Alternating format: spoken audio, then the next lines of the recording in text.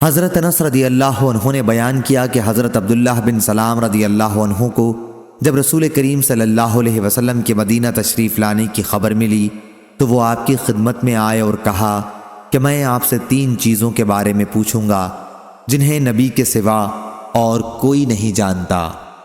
قیامت کی سب سے پہلی علامت کیا ہے؟ وہ کون سا کھانا ہے جو سب سے پہلے جنتیوں کو کھانے کے لیے دیا جائے گا؟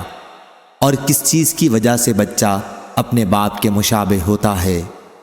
آپ صلی اللہ علیہ وسلم نے فرمایا کہ جبرائیل علیہ السلام نے ابھی مجھے آ کر اس کی خبر دی ہے۔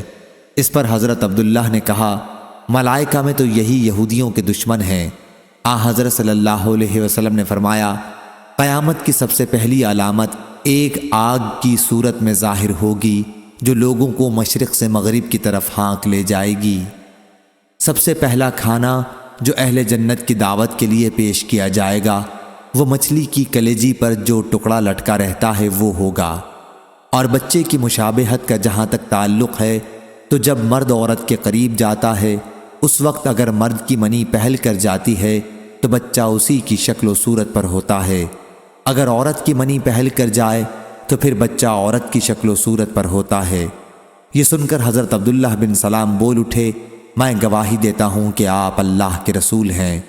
پھر عرض کیا یا رسول اللہ یہود انتہا کی جھوٹی قوم ہے، اگر آپ کے دریافت کرنے سے پہلے میرے اسلام قبول کرنے کے بارے میں انہیں علم ہو گیا تو آپ صلی اللہ علیہ وسلم کے سامنے مجھ پر ہر طرح کی تہمتیں دھرنی شروع کر دیں گے۔ چنانچہ کچھ یہودی آئے اور حضرت عبداللہ رضی اللہ عنہ گھر کے اندر چھپ کر بیٹھ گئے۔ حضرت صلی اللہ علیہ وسلم نے ان سے پوچھا تم لوگوں میں عبداللہ بن سلام کون صاحب ہیں؟ سارے یہودی کہنے لگے وہ ہم میں سب سے بڑے عالم اور سب سے بڑے عالم کے صاحبزادے ہیں، ہم میں سب سے زیادہ بہتر اور ہم میں سب سے بہتر کے صاحبزادے ہیں۔ حضرت صلی اللہ علیہ وسلم نے ان سے فرمایا اگر عبداللہ مسلمان ہو جائیں تو پھر تمہارا کیا خیال ہوگا؟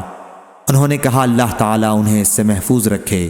اتنے میں حضرت عبداللہ رضی اللہ عنہ باہر تشریف لائے اور کہا میں گواہی دیتا ہوں کہ اللہ کے سوا اور کوئی معبود نہیں، اور گواہی دیتا ہوں کہ محمد اللہ کے سچے رسول ہیں۔ اب وہ سب ان کے متعلق کہنے لگے کہ ہم میں سب سے بدترین اور سب سے بدترین کا بیٹا ہے، وہی وہ ان کی برائی کرنے لگے۔ صحیح بخاری حدیث نمبر 3329۔